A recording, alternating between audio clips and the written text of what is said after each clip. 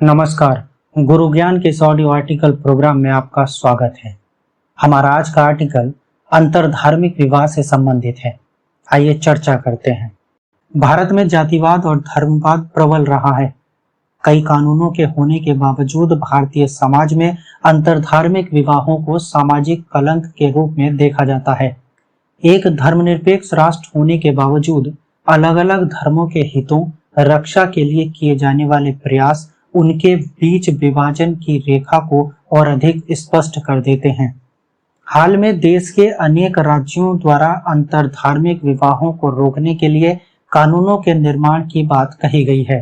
साथ ही इस विवाह को लव जिहाद की संज्ञा दी गई है। अंतरधार्मिक विवाह को रोकना लोगों को संविधान से प्राप्त अधिकारों का भी उल्लंघन है। लव जिहाद के निर्धारण का ना तो संवैधानिक और ना ही कोई कानूनी अधिकार है।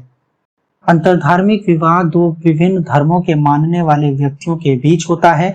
यह भारतीय संस्कृति में प्रचलित विवाह प्रणाली से भिन्न है क्योंकि सामाजिक स्वीकृति बहुत कम है। आइए मध्यकालीन समय में अंतरधार्मिक विवाह पर एक चर्चा करते हैं।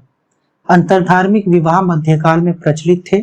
मुगल बादशाह अकबर ने अंतरधार्मिक विवाह राजपूत राजकुमारी जोधाबाई से किया था। जहांगीर ने भी आमेर की कछवाहा राजपूत राजकुमारी मानवाई से विवाह किया, जो अंतरधार्मिक विवाह का एक उदाहरण है। अंतरधार्मिक विवाह और वैश्वीकरण पर एक नजर डालते हैं। वैश्वीकरण ने अंतरधार्मिक विवाह को बढ़ावा दिया है। आज विवाह के माध्यम से संस्कृति का आदान प्रदान हुआ है। आज विश्व के अनेक राष्ट्र धर्मनिरपेक्ष मूल्य को बढ़ावा देते हैं। सामाजिक सांस्कृतिक परिवर्तन वैश्वीकरण के प्रभाव से अछूता नहीं है। स्थानीय आधुनिकीकरण ने लोगों की संकुचित भावना और पहचान के प्रति लोगों को जागरूक बनाया है। समाज का कुछ हिस्सा, विशेष रूप से नवयुवक वर्ग में अंतरधार्मिक विवाह के प्रति स्वीकार्यता बढ़ी है। अंतरधार्मिक विवाह के सामाजिक और राजनीतिक पहलू पर एक नजर डालते हैं। अंतरधार्मिक विवाह के संदर्भ में सामाजिक पितृसत्तात्मकता के जड़ें विद्यमान हैं, जिसके तहत महिलाओं को अपने जीवन के जुड़े फैसले लेने के लिए अपरिपक्व समझा जाता है। अंतरधार्मिक विवाह को समाज बुराई मानता है। भारत में सामाजिक और धार्मिक रूढ़िवादिता के कारण अंतरजातीय तथा अंतरधार्मिक विवाह को समाज स्वीकृति देने के पक्षधर में नहीं रहा है। अंतरधार्मिक विवाह के मुद्दे को विभिन्न राजनीतिक दलों द्वारा राजनीतिक लाभ उठाने के लिए प्रयोग किया जाता रहा है, जिससे सांप्रदायिकता के मुद्दे को बढ़ावा देकर अपने स्वार्थ को पूरा करने का प्रयास कर रहता है। आज अंतरधार्मिक विवाह को राजनीतिकरण कर इसे लव जिहाद की संज्ञा दी गई है। आइए बात करते हैं अंतरधार्मिक विवाह से संबंधित मुद्दों की।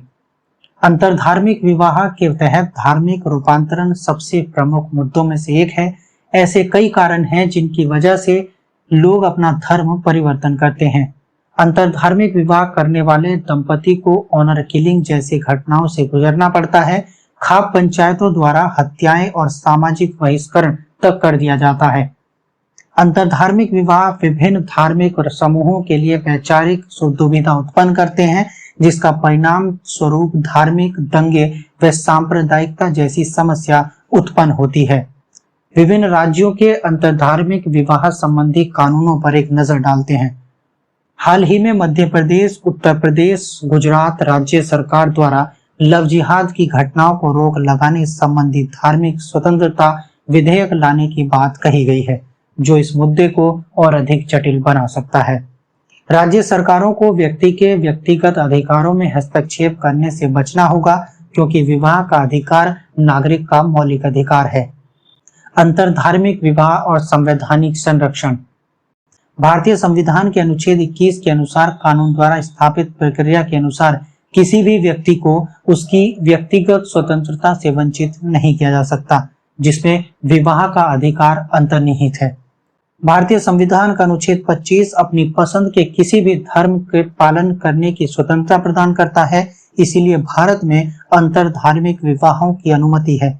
किसी व्यक्ति के विवाह के चुनाव में हस्तक्षेप संवैधानिक अधिकारों का उल्लंघन करता है। विशेष विवाह अधिनियम 1954 के तहत विभिन्न धर्मों को मानने वाले व्यक्तियों के विवाह को प्राथमिकता देने के लिए प्रावधान को शामिल किया गया है, जिसमें अंतरधार्मिक विवाह को कानूनी मान्यता प्राप्त है।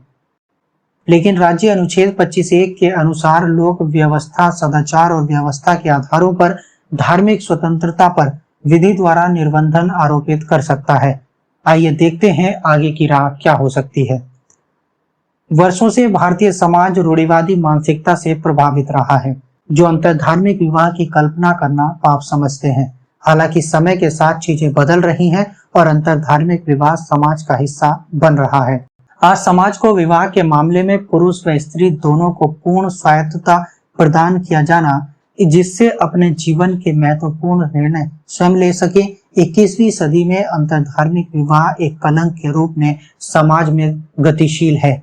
ऐसे में वर्तमान समाज में व्यक्तिगत स्वतंत्रता के संदर्भ में व्यापक जागरूकता लाने की आवश्यकता है। साथ ही विवाह से जुड़े कानूनों में व्याप्त जटिलता को दूर करने के लिए समान नागरिक संहिता को अपनाया जाना आवश्यक है।